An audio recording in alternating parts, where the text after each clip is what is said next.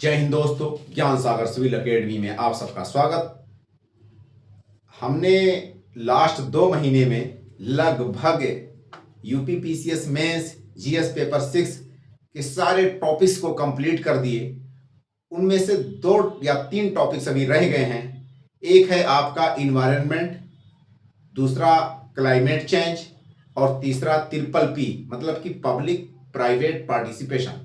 इन तीनों टॉपिक्स को आने वाले 2-4 दिनों में कंप्लीट कर लिया जाएगा। इस प्रकार हम जीएस पेपर 6 यूपी स्पेशल का जो पेपर है, यूपी पीसीएस मेंस का कंप्लीट कर लेंगे और जो कि हमारे लिए बहुत ही हर्ष और उल्लास का समय होगा। आप लोगों की बधाई, आप लोगों के सपोर्ट के कारण हम यहाँ तक पहुँच गए। अब हम स्टार्ट करते हैं अपने टॉपिक्स को और ट्राई यही करते हैं कि आने वाले 2-4 दिनों में इन टॉपिक्स को कंप्लीट ही कर दें, ताकि 2025 जो मेंस है उसमें आपको सहायता और सहयोग मिल सके। ठीक है, हमारा टॉपिक्स है आज का इन्वायरमेंट। तो यूपी इन्वायरमेंट, यूपी इकोलॉजी से संबंधित कुछ टॉपिक्स हैं, उसको सिस्टमेटिक वे में हम पढ़ेंगे। आज हम डिस्कस करेंगे grass lands of Uttar Pradesh number 1 पे। नंबर 2 पे ग्रास लैंड को यूपी के पॉइंट ऑफ व्यू से किस आधार पे हम उसको डिस्ट्रीब्यूट या क्लासिफाई कर सकते हैं। जो इश्यूज और चैलेंजेस हैं ग्रास लैंड से संबंधित उत्तर प्रदेश में, उसके बारे में डिस्कशन किया जाएगा। उन्हीं इश्यूज और चैलेंजेस में एक केस स्टडी भी मैंने यहाँ पे डिस्क्राइब किया है। नेक्स्ट आपका जो है फेमस लेक्स ऑफ उत्तर प्रदेश, उत्तर प्रदेश की जो भी प्रसिद्ध झीलें हैं उनके बारे में एक ओवरव्यू में प्रस्तुत करूंगा। नेक्स्ट क्लास में हम जो वेटलैंड साइट्स हैं उत्तर प्रदेश के, उसके ऊपर क्वेश्चन भी पूछता है, तो वेटलैंड्स के बारे में डिटेल में पढ़ेंगे। आज हम वैसे फैक्ट्स को देखेंगे झीलों से संबंधित। ठीक है, तो हम स्टार्ट करते हैं। हमारा टॉपिक हो जाएगा grass lands of Uttar Pradesh. अगर हम उत्तर प्रदेश में ग्रास लैंड एरिया की बात करें कि कितने एरिया में ग्रास लैंड उत्तर प्रदेश में फैला हुआ है, permanent pasture and other grazing lands in Uttar Pradesh 65,000 hectare. कितने बड़े एरिया में ग्रास लैंड उत्तर प्रदेश में फैला हुआ है? 65,000 हेक्टेयर एरिया में उत्तर प्रदेश में ग्रास लैंड फैला हुआ है, जो कि उत्तर प्रदेश के टोटल ज्योग्राफिकल एरिया का, उत्तर प्रदेश के कंप्लीट भौगोलिक क्षेत्र का 0.27% है। कितना है? जो भी हमारे पास ग्रास लैंड है उत्तर प्रदेश में, उत्तर प्रदेश के पूरे भौगोलिक क्षेत्र का लगभग 0.27% है, यानी कि 0.27% में ही हमारे पास ग्रास लैंड है पूरे उत्तर प्रदेश के एरिया में। ठीक है, अगर हम एब्सोल्यूट टर्म में बात करें तो 65,000 हेक्टेयर एरिया में हमारे पास ग्रास लैंड फैला हुआ है। नेक्स्ट हमारा पॉइंट है distribution of grass land in Uttar Pradesh. Uttar Pradesh के ग्रास लैंड्स को हमें भौगोलिक आधार पे, क्षेत्र के रीजन के आधार पे कैसे क्लासिफाई कर सकते हैं, कैसे डिस्ट्रीब्यूट कर सकते हैं, क्वेश्चन पूछ सकता है फ्यूचर में। ठीक है, तो distribution of grass land in Uttar Pradesh, state can be divided into following region. ठीक है, तो ग्रास लैंड उत्तर प्रदेश में हम उसको इन कुछ आधारों पे डिवाइड कर सकते हैं। उनमें से एक है आपका लोअर शिवालिक रेंज या lower Shivalik hill and Bhabar. जो भी ग्रास लैंड्स आपके भाबर एरियाज में पाए जाते हैं और आपके शिवालिक एरियाज में, उनको हमने एक कैटेगरी या एक ग्रुप में रखा। दूसरा हमारा जो है ये आपका तराई एरियाज में कुछ ग्रासेस हैं। नेक्स्ट आपका गैंजेटिक प्लेन में कुछ ग्रासेस हैं। थर्ड नंबर में आपका बुंदेलखंड एंड विंध्यान रीजन के कुछ ग्रासेस है। ठीक है, lower Shivalik hills and Bhabar Uttar Pradesh में सहारनपुर डिस्ट्रिक्ट में कुछ पार्ट्स, कुछ अंश आपका शिवालिक रेंज का भी है। सहारनपुर से स्टार्ट करते हैं और पीलीभीत तक चौड़ी पट्टी है भाबर की। वहां पे भाबर की जो ग्रासेस हैं, जैसे कि रीड्स हो गया आपके, यानी कि 2 फीट 3 फीट तक हाइट, ये डोरमेंट कंडीशन में ड्राई सीजन में चली जाती हैं ग्रासेस, और बरसात के टाइम में पूरा झाड़ झंकाड़ उग जाती हैं। ठीक है, तो ये आपके भाबर एरियाज में पाई जाती हैं। बहुत ही रिच और बहुत ही वैरायटीज ऑफ ग्रासेस हैं। नेक्स्ट आपका जो है तराई बेल्ट। तराई बेल्ट की बात करें तो वहां पे सवाई ग्रासेस हैं। जितने भी नेशनल पार्क, टाइगर रिजर्व हैं, हर जगह ग्रासेस ही ग्रासेस हैं। उसको हमने यहाँ पे डिटेल में और मेंशन किया है। नेक्स्ट आपका गैंजेटिक प्लेन। गैंजेटिक प्लेन ये हमारा सहारनपुर के साउथ, सदर्न सहारनपुर या सहारनपुर का जो आपका दक्षिणी भाग है वहां से लेकर के बलिया तक उत्तर प्रदेश में गैंजेटिक प्लेन फैला हुआ है। उत्तर प्रदेश का जो गैंजेटिक प्लेन सदर्न सहारनपुर से लेकर के बलिया तक है, ये पूरा एरिया या पूरा रीजन एग्रीकल्चरल लैंड है। यहाँ पे ग्रास पहले हुआ करते थे, अब हमने उन ग्रास की जगह एग्रीकल्चर में उस जमीन को यूज कर लिया। नेक्स्ट पॉइंट, बरसात के दिनों में या जो भी कल्टीवेशन या क्रॉपिंग होती है उसके साथ वैरायटीज ऑफ ग्रासेस यहाँ पे खेतों में भी हम देख सकते हैं, जो कि किसान अपने जानवरों के चारा के तौर पे यूज करते हैं या कभी रेवड़ वहां पे लेकर के चराते भी रहते हैं। ठीक है, तो गैंजेटिक प्लेन में भी वैरायटीज ऑफ ग्रासेस हैं। पहले तो कंप्लीटली ग्रास लैंड ही हुआ करता था, बाद के दिनों में सारी जमीन को हमने एग्रीकल्चर के लिए यूज कर लिया। तो भी स्पेशली जैसे कि ग्रासेस एग्रीकल्चरल लैंड में as a weed, as a खरपतवार जिसे कहते हैं। ठीक है, क्या है वीड का मतलब खरपतवार के तौर पे उग जाते हैं और लगभग सब जगह ये ग्रासेस उगी हुई आप पा सकते हैं। नेक्स्ट आपका जो है बुंदेलखंड एंड विंध्यान रीजन। बुंदेलखंड और विंध्यान रीजन में भी वैरायटीज ऑफ ग्रासेस हैं। वहाँ की कुछ स्पेसिफिक ग्रासेस हैं जिसको हमने लास्ट क्लास में डिस्कस भी किया था, उनका नाम भी है कुछ। और जो फॉरेस्टेड लैंड है विंध्यान एरियाज का, वहाँ पे भी बहुत तरह की ग्रासेस हैं। इन ग्रासेस की क्वालिटी क्या है कि कहीं पे आपका जो मतलब कि ड्राई एरियाज की जो ग्रासेस होती हैं वो भी देखी जा सकती हैं। ठीक है, और जो कैक्टस टाइप ग्रासेस मतलब कि कटीले टाइप पौधे। ठीक है, उसके बाद जो है आपका सवाना टाइप ग्रासेस भी कुछ एरियाज में देखी जा सकती हैं। तो ये आपकी 4 या 3 या 4 भागों में हमने ग्रास के आधार पर उत्तर प्रदेश को क्लासीफाई किया या विभाजित किया। नेक्स्ट क्या है कि कुछ ग्रास लैंड्स को कहीं कहीं रेंज लैंड भी लिखा रहता है। क्या कहा जाता है? Range land. तो रेंज लैंड या ग्रास लैंड्स की जो इंपॉर्टेंट साइट्स हैं उत्तर प्रदेश में, जो सुप्रसिद्ध हैं ग्रास के मतलब कि कैरेक्टर के हिसाब से या उसके प्रॉपर्टीज के हिसाब से जाने जाते हैं, उनको हमने यहाँ पे क्लासीफाई किया है। नंबर 1 पे आपका तराई रीजन का जो प्रोटेक्टेड एरियाज है उन सब जगह ग्रासेस बहुत ही ज्यादा हैं। तराई एरियाज के प्रोटेक्टेड एरियाज से तात्पर्य ये है कि तराई एरिया तो पूरी एक पट्टी हिमालय के नीचे फैली हुई है, जस्ट साउथ ऑफ भाबर और शिवालिक। बट इस पट्टी पे हर जगह ग्रासेस उतने ज्यादा डेवलप्ड नहीं है या बचे नहीं है। पहले तो सब जगह हुआ करते थे, बट जमीनें ज्यादातर यूज हो चुकी हैं, या रोड कंस्ट्रक्शन हो गया, अर्बनाइजेशन हो गया, या इंक्रोचमेंट हुआ, ह्यूमन सेटलमेंट। ठीक है, जिसके कारण कुछ ही पॉकेट्स में ही ग्रासेस बची हैं। मेनली उन एरियाज में ग्रासेस बाकी रह गई जो कि आपका जैसे टाइगर रिजर्व है, वाइल्ड लाइफ सेंचुरी है या नेशनल पार्क्स है। उन एरियाज में ग्रासेस आज भी प्रोटेक्टेड हैं और वहां पे प्रिजर्व्ड हैं। उन एरियाज को मैंने कुछ यहाँ पे एग्जांपल के तौर पे मेंशन किया, जैसे कि अमनगढ़ वाइल्ड लाइफ सेंचुरी। इसमें ग्रासेस आप देख सकते हैं तराई एरियाज में प्रीडोमिनेटेड हैं और उसकी प्रॉपर्टीज भी इसीलिए वो जानी जाती है। ये अमनगढ़ वाइल्ड लाइफ सेंचुरी जो है ही, ये क्यों है? क्योंकि ग्रासेस यहाँ पे बहुत अच्छी क्वालिटी के हैं और जो भी हर्बीवोरस एनिमल्स हैं उनको सपोर्ट भी करती है उनकी लाइफ को। नेक्स्ट आपका पीलीभीत की अगर बात करें तो पीलीभीत में एक टाइगर रिजर्व है और इस टाइगर रिजर्व ये है फॉरेस्टेड भी और ग्रासेस भी हैं, क्योंकि ग्रासेस के बिना कोई भी टाइगर रिजर्व सस्टेन नहीं कर सकता, कोई भी वाइल्ड लाइफ सस्टेन नहीं कर सकता।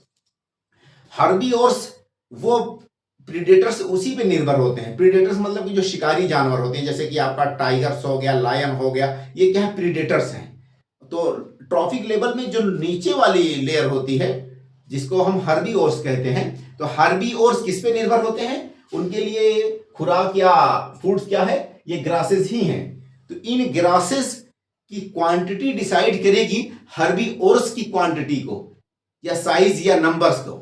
और हर्बीवोरस के लिए फूड कौन है? या ट्रॉफिक लेवल का जो अपर लेयर है जिसको हम प्रीडेटर्स कह सकते हैं, जैसे कि टाइगर हो गया, लायन हो गया। तो ये पूरी एक पिरामिड्स बनती है ट्रॉफिक की। उसमें सबसे मेजर इंपॉर्टेंस किसका है? ग्रासेस का है, क्योंकि ग्रासेस पे ही हर्बीवोरस निर्भर करते हैं और ये ग्रासेस ही डिसाइड करेंगी कि कहाँ पे कितना ज्यादा रिच वाइल्ड लाइफ है, कौन सा एरिया कहाँ पे रिच वाइल्ड लाइफ होगा। ये डिपेंड किस पर करेगा? ग्रासेस पे, ग्रासेस की क्वालिटी पे, ग्रासेस कितने साल में कितने महीने तक वहां पे हरी भरी ग्रास रहती है, ग्रीनरी कितने महीने रहती है, इन सब पे निर्भर करता है। ठीक है, तो ये अमनगढ़ बेस्ट एग्जांपल हो गया। नेक्स्ट आपका पीलीभीत टाइगर रिजर्व है। नेक्स्ट आपका दुधवा नेशनल पार्क है, जो कि सब एक पट्टी में, एक लाइन में हमने लास्ट क्लास में बताया था। ये टाइगर जो तराई बेल्ट के हैं सारे प्रोटेक्टेड एरियाज, ठीक है। नेक्स्ट हमने यहाँ पे मेंशन किया हस्तिनापुर वाइल्ड लाइफ सेंचुरी। देखिए मेरठ और बिजनौर में पड़ता है आपका हस्तिनापुर वाइल्ड लाइफ सेंचुरी। ये ग्रासलैंड्स के लिए जाना जाता है। यहाँ पे वेटलैंड भी है और रिवराइन हैबिटेट्स है। रिवराइन हैबिटेट्स का मतलब कि जो एनिमल्स रिवर्स में रहते हैं वो भी बहुत भारी मात्रा में इस एरियाज में पाए जाते हैं। नेक्स्ट आपका क्या है कि Dudhwa national park. Dudhwa national park ये पड़ता कहाँ पे है? लखीमपुर डिस्ट्रिक्ट में पड़ता है। ग्रासलैंड्स के लिए और फॉरेस्ट के लिए ये जाना जाता है। डेंस फॉरेस्ट और ग्रासलैंड्स के लिए दुधवा नेशनल पार्क है, ठीक है। मार्शी लैंड है, स्वाम्पी लैंड्स भी है यहाँ पे, इसीलिए जो स्वाम्पी डियर्स होते हैं, जिसको 12 सिंगा वाली नील गाय कहते हैं या हिरन, 12 सिंगा वाला हिरन, वो स्वाम्पी या मार्शी लैंड्स है, इसीलिए दुधवा नेशनल पार्क में आप देख सकते हैं। इन ग्रासेस में दुधवा नेशनल पार्क की एक क्वालिटी और भी मैं बता दूं, ग्रास रिच ये नेशनल पार्क है, जिसके कारण राइनो को ला करके वहां से आसाम से यहाँ पे ट्रांसफर किया गया, तो राइनो यहाँ पे सस्टेन कर गए, ठीक है। वजह क्या है कि राइनो किस पे निर्भर होते हैं? ग्रासेस पे। उनका जो खुराक है, उनकी जो फूड फोडर्स है वो ग्रासेस हैं। तो ग्रासेस बहुत बड़ा रोल प्ले करते हैं। उस पॉइंट ऑफ व्यू से सारे पॉइंट्स को हम यहाँ पे देख रहे हैं। कटरनिया घाट ये पड़ता है आपका बहराइच में। ये एक वाइल्ड लाइफ सेंचुरी है और गिरवा रिवर कटरनिया घाट के बीचों बीच से बहती है। कटरनिया घाट से का जो मेजर रिवर जो फ्लो करती है उसका नाम है गिरवा रिवर। नेक्स्ट पॉइंट क्या है कि ग्रासलैंड पैचेज भी कटरनिया घाट में आप देख सकते हैं। नेक्स्ट आपका जो है मार्शी लैंड भी कटरनिया घाट में देखे जा सकते हैं और डेंस फॉरेस्ट भी कटरनिया घाट में है, ठीक है। नेक्स्ट आपका जो है Suheldev wild life sanctuary. Suheldev wild life sanctuary के श्रावस्ती और बलरामपुर डिस्ट्रिक्ट में पड़ता है। नेक्स्ट आपका क्या है, ग्रासलैंड्स में भी यहाँ पे है, फॉरेस्ट भी है। सुहेलदेव वाला फॉरेस्ट उतना ज्यादा डेंस नहीं है जितना कि आपका कटरनिया घाट वाला फॉरेस्ट डेंस है। नेक्स्ट पॉइंट क्या है कि ग्रास की अगर बात करें तो आपका सुहेलदेव रेंज में उतना ज्यादा ग्रासेस डेवलप नहीं है जितना आपका कटरनिया घाट में ग्रासेस डेवलप्ड है। और यही कारण है कि कटरनिया घाट में वाइल्ड लाइफ सेंचुरी ज्यादा है, वाइल्ड लाइफ यहाँ पे बहुत सारे हैं, उतने ज्यादा वाइल्ड लाइफ यहाँ पे नहीं है सुहेलदेव में, ठीक। तो ग्रासेस पे ही ये मतलब कि डिमार्केट करता है कि कहाँ पे वाइल्ड लाइफ ज्यादा होंगे या उनकी जो डाइवर्सिटी होगी वो कहाँ पे ज्यादा होगी, ठीक है। नेक्स्ट आपका देखिए Kaimur range wild life sanctuary, जो कि आपका मिर्जापुर चित्रकूट वाले एरियाज में पड़ता है। मिर्जापुर और चित्रकूट एरियाज में कैमूर वाइल्ड लाइफ सेंचुरी। यहाँ पे ग्रासलैंड हैबिटेट यहाँ पे भी है और यहाँ पे भी वैरायटीज ऑफ एनिमल हर्बीवोर्स आप देख सकते हैं। और उन हर्बीवोर्स के ऊपर जो ट्रॉपिक लेवल में है वो हैं क्या कहते हैं प्रीडेटर्स, यानी कि टाइगर, ओल्व्स, ये सब प्रीडेटर्स हैं, ठीक है। तो प्रीडेटर्स की जनसंख्या यहाँ पे कम है। टाइगर ला करके ट्रायल के तौर पे जो रानीगंज है उसको टाइगर डिमार्केट किया गया, क्योंकि जस्ट पन्ना टाइगर रिजर्व उसी से सटा हुआ है साउथ में, एमपी में, तो वो कभी कभी टाइगर वहां पे आ जाते हैं, जबकि वो टाइगर का प्रॉपरली वहां पे पहले कभी हुआ करता रहा होगा, टाइगर वहां पाए जाते रहे होंगे, बट इस टाइम वहां पे टाइगर जो पन्ना में जो केन बेतवा को लिंक किया जा रहा है, तो हो सकता है कि फ्यूचर में टाइगर्स वहां पे अपना अड्डा आकर के बना ले, ठीक है। नेक्स्ट आपका झांसी ग्रासलैंड, जो झांसी डिस्ट्रिक्ट से उसके सराउंडिंग एरियाज में कुछ यूनिक किस्म की ग्रासेस पाई जाती हैं और वो इसीलिए प्रसिद्ध है, उसका नाम भी कुछ है। नेक्स्ट आपका जो है देखिए नवाबगंज बर्ड सेंचुरी। क्या ये नवाबगंज बर्ड सेंचुरी, ये आपका उन्नाव डिस्ट्रिक्ट में पड़ता है। यहाँ पे भी रेंज लैंड है, ग्रास लैंड है, मार्शी स्वाम्पी सॉइल भी है, उसके अलावा वेटलैंड भी है, नवाबगंज वेटलैंड, ठीक है, रामसर साइट भी ये है। नेक्स्ट आपका बर्ड सेंचुरी भी है नवाबगंज, ठीक। तो ये इतने इंपॉर्टेंट साइट्स है यूपी में जो अलग अलग जगहों पे ग्रास के लिए प्रसिद्ध हैं। नेक्स्ट हमारा एक टॉपिक इसी में है इश्यूज एंड चैलेंजेस, ठीक है। इश्यूज और चैलेंजेस में हमने 2 पॉइंट्स यहाँ पे लिखे हैं। एक तो आपका केस स्टडी मेंशन किया मैंने, दूसरे नंबर पे अदर्स पॉइंट मैंने मेंशन किया है, ठीक है। देखिए नंबर 1 पे जो भी टाइगर रिजर्व है, टाइगर रिजर्व सस्टेनेबल जब होगा, सक्सेस जब होगा, जब वहां पे प्रॉपर या जो जनसंख्या है हर्बीवोर्स की वो घटने ना पाए। टाइगर रिजर्व सक्सेस या सस्टेनेबल ये वही होगा जहां पे हर्बीवोर्स की जनसंख्या घटने ना पाए। जैसे ट्रॉपिक लेवल में हम देखते हैं पिरामिड्स में सबसे ऊपर कौन सा होता है ट्रॉफिक लेवल में? आपका टाइगर होता है, या प्रीडेटर्स कह लेते हैं, ठीक है। तो ट्रॉफिक लेवल में सबसे ऊपर टॉप पे जो हम रखते हैं वो प्रीडेटर्स को रखते हैं, ठीक है। और प्रीडेटर्स के जस्ट नीचे हमारे पास हर्बिवोर्स हम मान लेते हैं, क्योंकि हम पिरामिड्स को उतना ज़्यादा बनाने में ना पड़े, बस हम ऐसे समझने के लिए कि मान के चले कि हर्बिवोर्स है ना, ये हमारा जस्ट नीचे होता है। ये हर्बिवोर्स किस पे निर्भर करते हैं? ये ग्रासेस पे निर्भर करेंगे, ठीक है। ग्रासेस ग्रासेस एक तो वैरायटीज ऑफ ग्रासेस हो, यानी कि डाइवर्सिटी हो ग्रासेस में। दूसरे नंबर में ग्रासेस साल भर पाए जाते हैं। क्या है? राउंड द ईयर होने चाहिए, राउंड द ईयर, ठीक है। राउंड द ईयर अगर ग्रासेस होंगे तो इसका मतलब हर्बिवोर्स को जंगल के बाहर नहीं जाना पड़ेगा अपने फोडर की तलाश में, या इन सर्च ऑफ फोडर या फूड।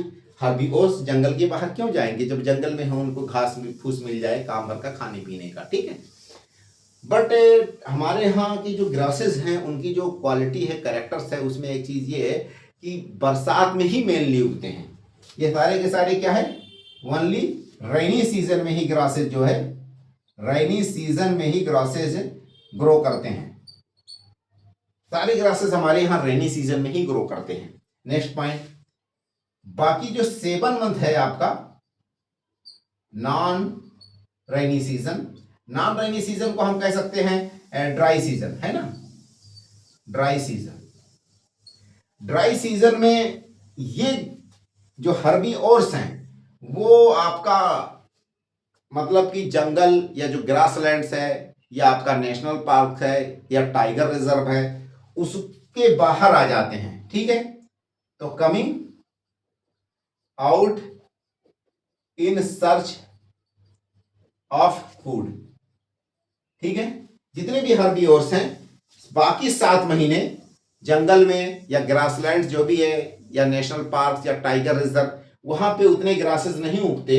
और ये ओनली ग्रास है आपको 7 महीने 6 महीने 8-9 महीने ही आप देख सकते हैं, बाकी 7 महीने ग्रास नहीं रहते हैं, ड्राई हो जाते हैं, ग्रासेस सूख जाते हैं।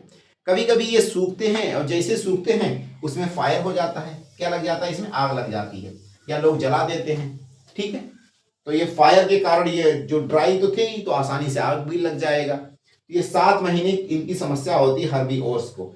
हर्बिवोर्स जो है जंगल छोड़ करके या टाइगर रिजर्व के बाहर आसपास में जो भी एग्रीकल्चर लैंड्स हो जाता है उसमें वो धावा बोल देते हैं या रेड कर देते हैं, ठीक है। रेड डाल देते हैं या उसमें धावा बोल देते हैं आसपास के जो भी खेत होते हैं। जब ये आसपास के खेतों में धावा बोलेंगे तो जो प्रीडेटर्स हैं, क्या है? जो प्रीडेटर्स हैं वो इनकी वजह से वो भी बाहर आ जाएंगे जंगल के, है कि नहीं। और जब ये जंगल के बाहर आ जाएंगे, जंगल के बाहर आ जाएंगे कौन? प्रीडेटर्स आउट ऑफ जंगल आ जाएंगे, तो ह्यूमन और एनिमल यानी कि मैन एनिमल कॉन्फ्लिक्ट क्रिएट हो जाएगा। इसके कारण क्या होगा कि मैन एनिमल कॉन्फ्लिक्ट क्रिएट होगा, एक तो ये समस्या हो जाएगी। नेक्स्ट पॉइंट क्या है कि जो ये आसपास की जो एग्रीकल्चर लैंड्स है उसको लॉस करेंगे, ठीक है। डिस्ट्रॉइंग नियर बाई या neighbouring nearby agri land या क्रॉपिंग लैंड, एग्रीकल्चरल लैंड, ठीक है। तो ये पूरी समस्या यहां पे ये है कि कोई भी हर्बिवोरस किस पे निर्भर करता है? ग्रासेस पे निर्भर करता है।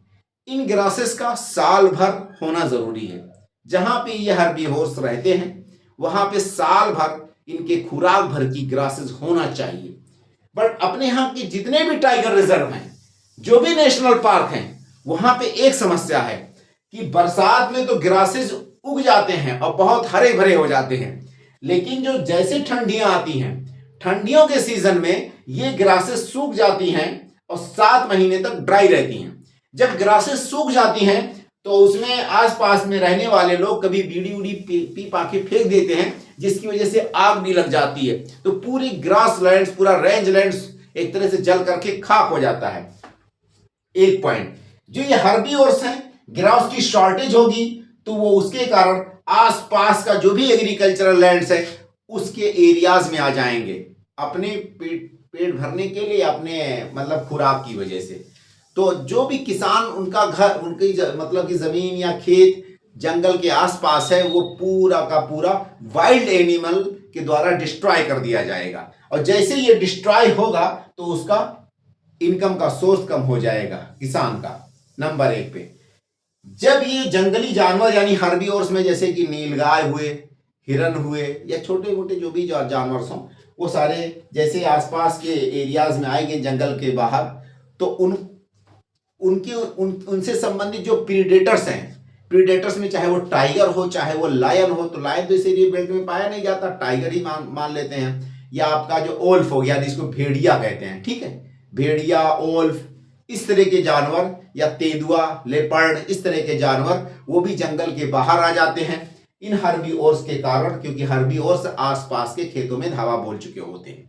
और लगातार ये 6-7 महीने तक की ऐसी प्रक्रिया चलती है। इसीलिए ठंडियों के दिनों में आपने देखा होगा बहराइच में या उसके आसपास के एरियाज में ओल्फ का अटैक गांव में ज्यादा होता है। वजह क्योंकि जंगल में ये समस्याएं ऑलरेडी ठंडियों में ही होती हैं। तो ठंडियों में किसानों की जो फसल है, जिसमें कि चना हो गया, सरसों हो गया, लेंटिल हो गया, व्हीट हो गया, इसको सबसे ज्यादा जंगली जानवर डिस्ट्रॉय करते हैं इन एरियाज में के आसपास जो भी किसान होते हैं उनके। उसी केस स्टडी को हमने कुछ यहाँ पे इस तरह से डिजाइन किया है, उसको आप देखिए। यहाँ देखिए इश्यूज एंड चैलेंजेस में इस पॉइंट को मैंने मेंशन किया है। टाइगर रिजर्व लाइक, देखिए पीलीभीत टाइगर रिजर्व, एक एग्जांपल इसका लिया। एक आपका दुधवा टाइगर रिजर्व या नेशनल पार्क, ये दोनों है, टाइगर रिजर्व भी है, नेशनल पार्क भी है। Faces shortage of green folders, green folder की शॉर्टेज हो जाती है ड्यूरिंग विंटर या ड्राई सीजन। विंटर में क्योंकि बारिश नहीं होती है, ड्राई सीजन होता है, इसलिए यहाँ पे घास की कमी हो जाती है। As dominant grass species like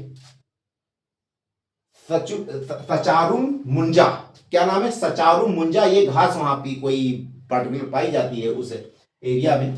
और वेटीवर ये भी घास है, घास की वैरायटी। ड्राई अब ये दोनों सूख जाते हैं ठंडियों में। Only regrow with onset of monsoon, और दोबारा ये कब ग्रो करते हैं, जब बरसात होने लगती है तभी ये घास दोबारा ग्रो होते हैं। Absence of green fodders for 7 month, और 7 महीने के लिए ग्रीन फोडर्स नहीं होता है जंगल में या इन टाइगर रिजर्व में।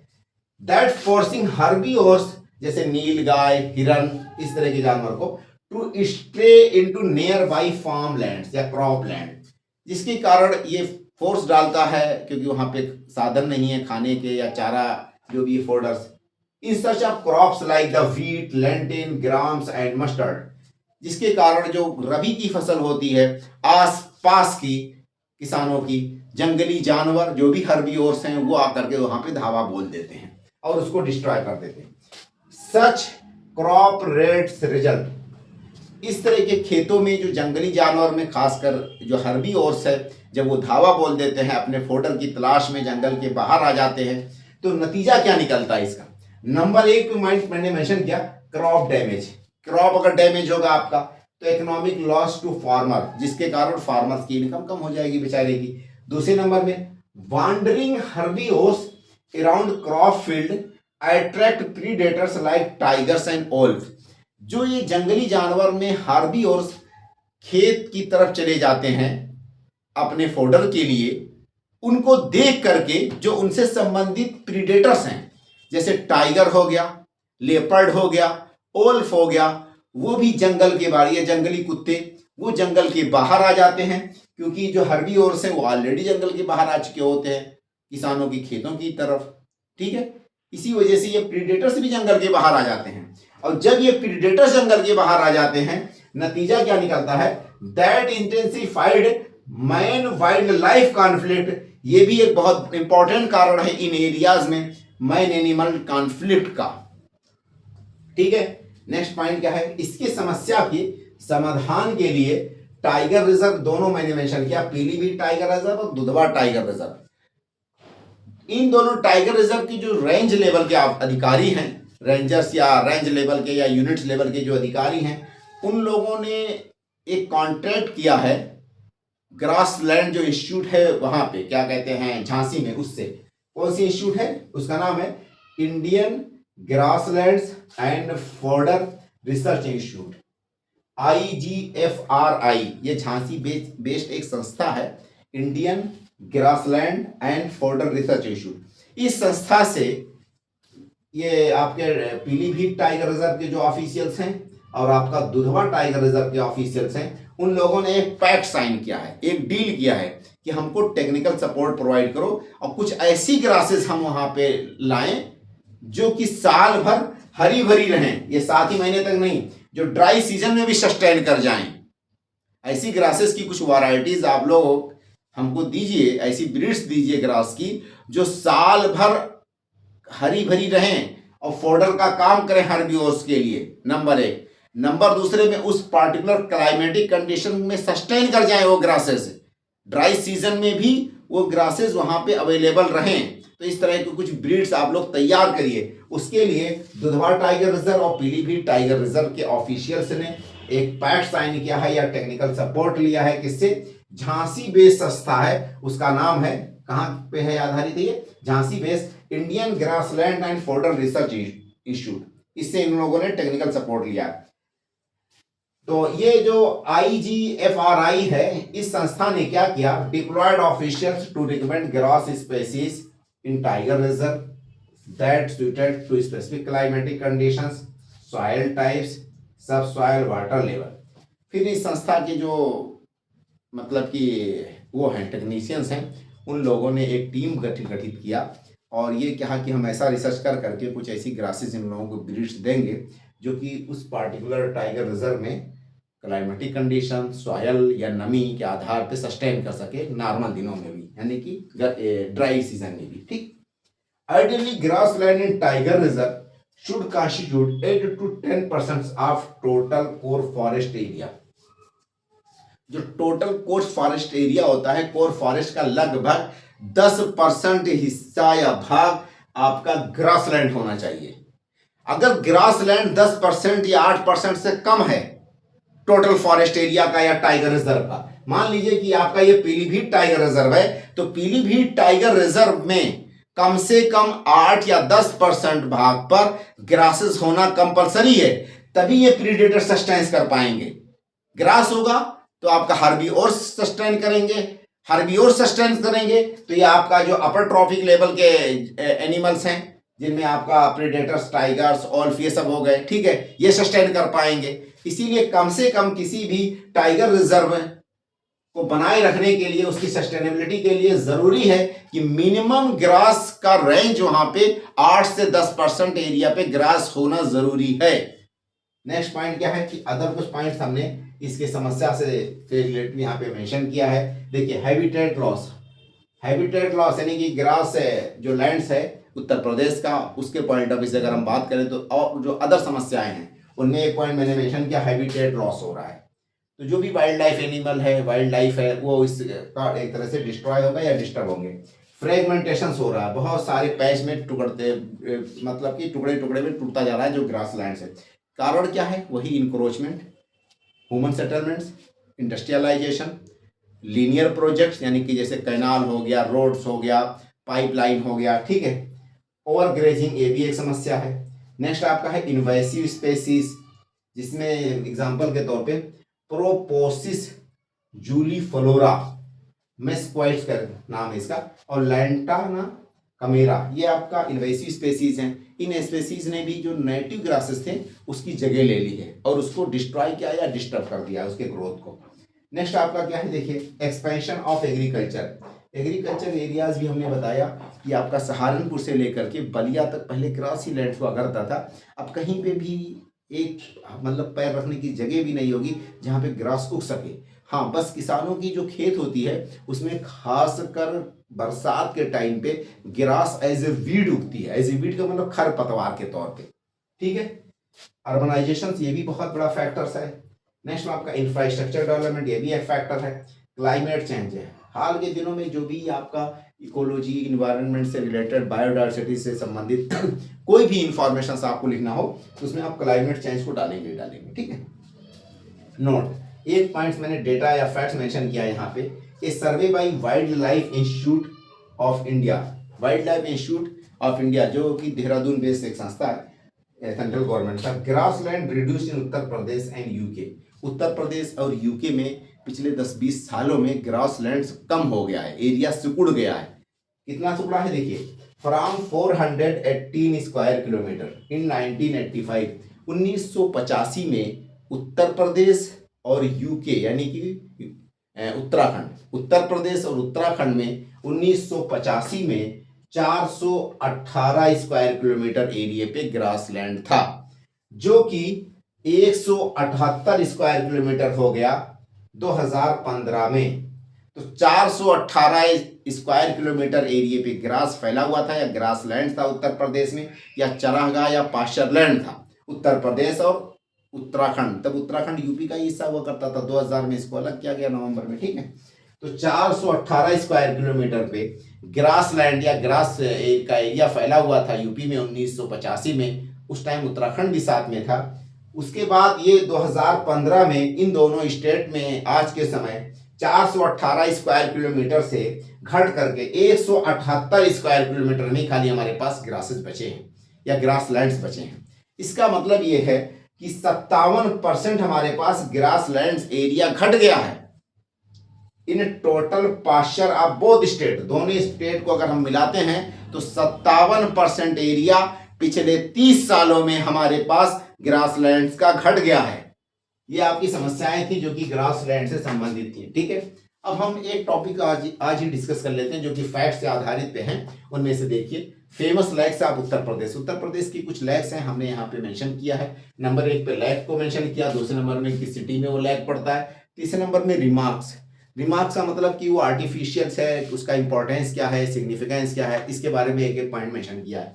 जैसे कि देखिए, सरयू सागर लेक क्या है नंबर 1 पे, सरयू सागर लेक। सरयू सागर लेक कहाँ पे है, ये अयोध्या में है, ठीक है, अयोध्या में है। और इसका इंपॉर्टेंस किस लिए है, रिलीजियस सिग्निफिकेंस के लिए सरयू सागर लेक है। देखिए, जो ये फैक्ट्स हैं उसको हम वनली डिस्कस इसलिए करते हैं ताकि कहीं एग्जाम में पूछ ले बाई चांस, तो आपको ये लिखने में दिक्कत ना होने पाए और आपके नोट्स में ये इंफॉर्मेशन ऐसा ना हो कि छूट जाए कोई इंफॉर्मेशन। तो हमारा क्राइटेरिया ये है कि चाहे वो फैक्ट्स बेसिस हो, चाहे वो आपका कॉन्सेप्ट बेसिस हो, प्रोसीजरल एस्पेक्ट्स हो, थ्योरेटिकल एस्पेक्ट्स हो, डेटा हो, फैक्ट्स हो, बहुत ही कंपैक्ट वे में सारे इंफॉर्मेशन को हम कोशिश यही करेंगे आपके सामने प्रस्तुत कर दें, ठीक है, या कर ले जाएं। चलिए हम स्टार्ट करते हैं। देखिए, फेमस लेक्स ऑफ उत्तर प्रदेश। उत्तर प्रदेश के जो भी इंपॉर्टेंट लेक्स हैं हमने वहां उनको यहाँ पे डिस्क्राइब किया है। नंबर 1 पे लेक को मेंशन किए जो इंपॉर्टेंट लेक्स हैं, दूसरे नंबर में वो किस सिटी में लोकेटेड है लेक्स, तीसरे नंबर में रिमार्क्स मतलब कि उसका सिग्निफिकेंस क्या है, वो आर्टिफिशियल्स हैं या आपका नेचुरल लेक्स हैं, इनके बारे में एक एक पॉइंट मेंशन किया। तो अब स्टार्ट करते हैं। नंबर 1 पे आपका सरयू सागर लेक। सरयू सागर लेक ये आपका अयोध्या सिटी में, अयोध्या डिस्ट्रिक्ट में पड़ेगा, ठीक है। सरयू सागर लेक कहाँ है, अयोध्या में है।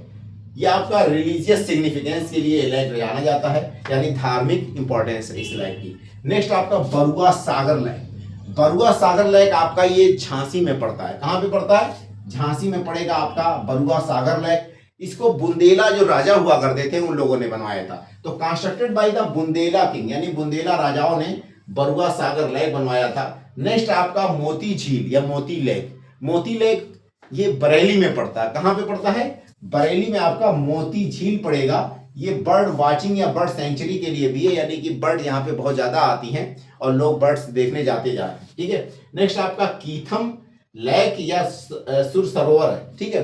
कीथम लेक या सुर सरोवर लेक्स या आगरा में है। सुर सरोवर लेक को आपको कीथम लेक भी कहते हैं या कीथम झील, ये आगरा में पड़ता है। ये आर्टिफिशियल लेक में आएगा। आर्टिफिशियल का मतलब मैन मेड लेक्स है और ये बर्ड सेंचुरी के लिए प्रसिद्ध है, ठीक है। नेक्स्ट आपका नवाबगंज बर्ड सेंचुरी, ये उन्नाव डिस्ट्रिक्ट में पड़ता है और नवाबगंज जो बर्ड सेंचुरी है इसको वेटलैंड भी घोषित किया जा चुका है।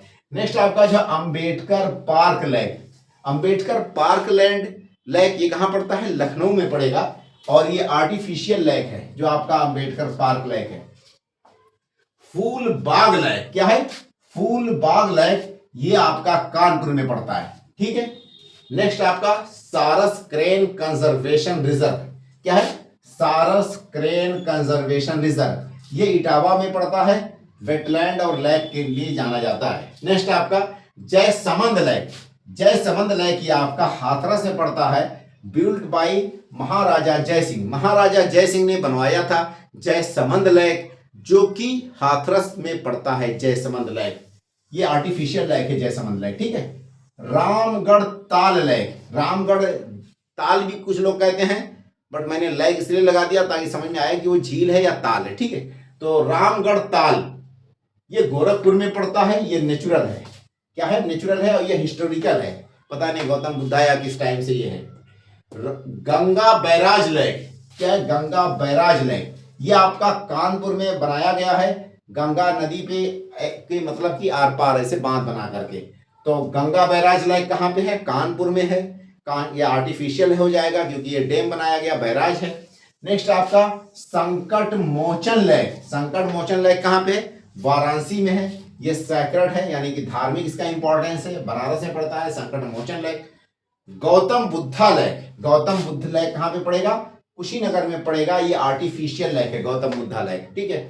नेक्स्ट आपका कालागढ़ डैम। कालागढ़ डैम या कालागढ़ रिजर्वायर भी कहते हैं, ये बिजनौर में पड़ता है, रामगंगा नदी पे बनाया गया। किससे बनाया गया है?